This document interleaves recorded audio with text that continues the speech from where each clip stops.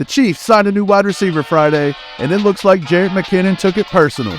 We're going to talk about it, so it's time for us to get All Chiefed Up with your hosts, Steve and Mike Williams.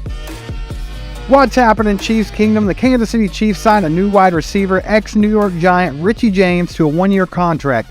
No money's been yet discussed, but Jerick McKinnon seems like he's a little ticked off about it as he went to Twitter with this tweet right here saying that he feels disrespected. Chiefs Kingdom keeps speculating what that tweet was about, Steve. Do you think it was about Rivhie James? I absolutely think it was about that Rivhie James signing. I think that Jerick McKinnon knows that he had 10 total touchdowns last year and rightfully thinks that he was a big major factor for the Chiefs winning the Super Bowl, and he thinks that they should have a deal worked out already, but he's still sitting there unsigned, Mike.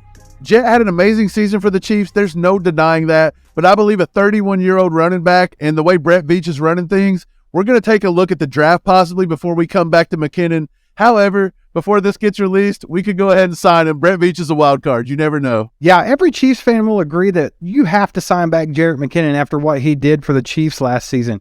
With his experience and his veteran leadership, I think that it is a great thing to have in that locker room.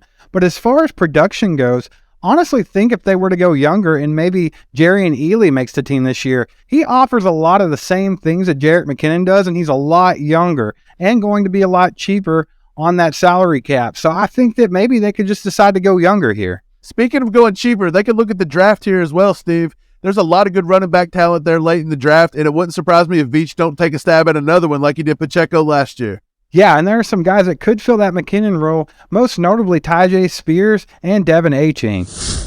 Regardless of Jerick McKinnon's feelings, whether they're hurt or not, Steve, what do you think of the Rivhie James signing? I like the Rivhie James signing, Mike. I think they probably got him on the cheap, and this guy had his best year of his career so far last year. He was drafted in 2018, and he hasn't put up a lot of production since, but this could be kind of that Charles Omenihu situation where we're getting a guy coming off of his best year so far in his career, and maybe he's hitting his stride in this league, and he can keep improving here with Patrick Mahomes and Andy Reid. Like I said, last year he had the best year of his career with 57 receptions on 67 targets, which is very efficient. He had 569 yards and 4 touchdowns, and that's with Daniel Jones as a quarterback and with Brian Daboll and Mike Kafka calling the plays.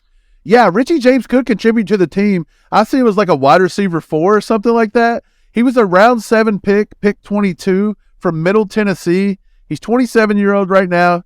He's run a 4.48 40 at the Combine, and they actually had him comped to Ted Ginn out of Ohio State. I know you guys remember him. So do you guys think he's probably going to replace Justin Watson, or do you think the Chiefs signed both? Let us know in the comments. If you didn't get to check it out, go look at Thursday's episode with Hayley Lewis, Chiefs reporter. We actually got to talk to her about some cool stuff inside the Chiefs locker room and what she thinks Brett Veach has in mind coming up towards the draft. So click that video right now, watch it, get in the comments, and thanks for subscribing and hitting that bell. Aside from my soul.